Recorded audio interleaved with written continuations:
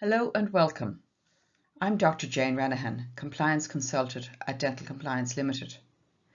This course is designed for dentists with clinical responsibility for individual medical exposures. Over the coming presentation, I will set out the statutory controls and legal framework with regard to radiation protection, as these apply to dentists who are referrers and practitioners as defined in the legislation. In this course, our learning objectives will be to examine statutory controls, legal aspects, and organisational framework of radiation protection, review basic first principles for radiation protection systems, review authorised roles and responsibilities,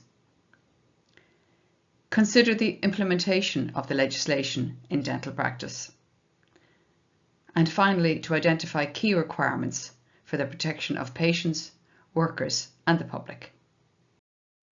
Irish legislation on radiation protection and medical ionising radiation is based on the transposition of the European Council Directive 2013-59 Euratom.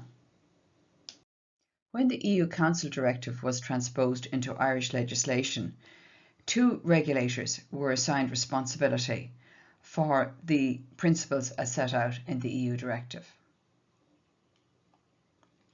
With responsibility for the protection of patients undergoing medical and dental radiological procedures, the new regulation, Medical Exposures Regulation, Statutory Instrument 256 of 2018, established the Health Information and Quality Authority, HIQA, as the competent body to ensure compliance with those components of the legislation which refer to medical ionising radiation for patients. The Environmental Protection Agency, who for many decades have been the competent authority for the protection of those who work with radiation, not just in healthcare, but right throughout radiation, and also members of the public. Their remit was updated within the Ionising Radiation Regulations, Statutory Instrument number 30 of 2019, frequently referred to as IRR 19.